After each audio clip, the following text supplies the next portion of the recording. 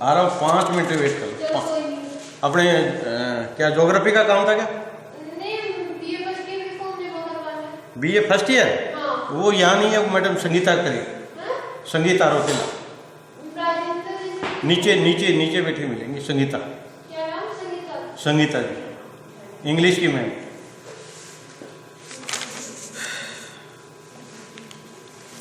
अब देखिए,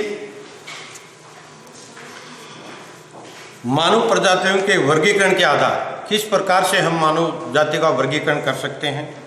मानव प्रजाति का वर्गीकरण 2 आधारों पर किया जाता है, बाहरी शारीरिक समानता तथा जीन्स की समानता। इन दोनों तत्वों को भौतिक और मानवीय परिस्थिति प्रभावित करती है, जिसके कारण एक ही वंश के मानव अनेक लक्षणों को ग्रहण कर लेते हैं और फलतः एक नए समूह के रूप में प्रकट होते हैं। अतः आनुवंशिक जेनेटिक्स विभिन्नता प्रजाति का वर्गीकरण प्रमुख सूत्र है तथा इन्हीं प्रकार विभिन्न कारणों से उत्पन्न परिस्थितियाँ उत्पन्न हुई। नंबर 1, उत्परिवर्तन, म्यूटेशन। मानव शरीर की रचना एवं लक्षणों में जीन्स का योगदान सर्वाधिक है। सामान्यतः जीन स्थायी होते हैं, लेकिन दीर्घकाल तक परिवेश परिवर्तन के कारण इनमें कुछ परिवर्तन आ जाता है। शारीरिक लक्षणों में आने वाला परिवर्तन बहुत हद तक इस उत्परिवर्तन को से संबंधित होता है। नंबर 2, प्राकृतिक चयन, नेचुरल सिलेक्शन। प्राकृतिक परिवेश के अनुसार जीन सक्रियता और निष्क्रियता देखी जाती है। उदाहरण के लिए, ठंडे प्रदेश में चमड़ी का रंग गोरा या सफ़ेद बनाए रखने वाले जीन सक्रिय रहते हैं, जबकि उष्ण कटिबंध में इनके निष्क्रिय हो जाने से रंग सांवला या काला हो जाता है। जीन प्रवाह, जेनेटिक्स ड्राफ्ट। यदि जीन का प्रवाह किसी कारणवश बाधित हो तो प्रजाति का स्वरूप बदल जाएगा। उदाहरण के लिए, अपने पूर्वजों के विलंग रहने वाली प्रजाति यदि दीर्घकाल तक संबंध विहीन रह जाए और बार बार इस समूह का विलगांव हो तो विभेदीकरण स्पष्ट होने लगता है। यौन चयन, सेक्सुअल सिलेक्शन।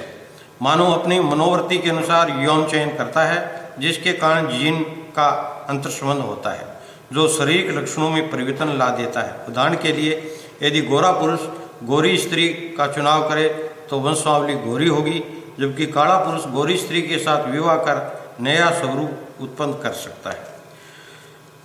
फिर है प्रजातिगत मिश्रण, रेस मिक्सचर।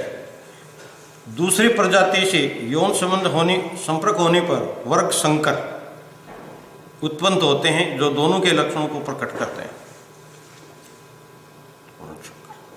उपरोक्त क्रियाओं से मानव शरीर में लक्षण और आनुवंशिक में अंतर आ जाता है, जिसके आधार पर समान गुण वाले समूहों की एक प्रजाति के रूप में इंगित किया जाता है, जैसे निग्रो, मंगोल, निग्रोटो, काकेशियन आदि। इन प्रजातियों के विभेदीकरण में भारी शारीरिक समानता सबसे सरल और गहरी आधार है।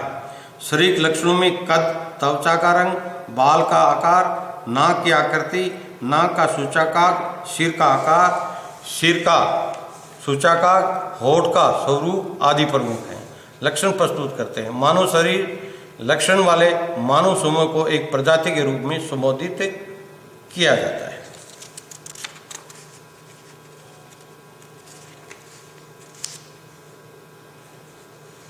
अब इसके आगे देखेंगे अपन विश्व की मानव प्रजातियां। विश्व की मानव प्रजातियां कितनी प्रकार की हैं तथा ये मानव प्रजाति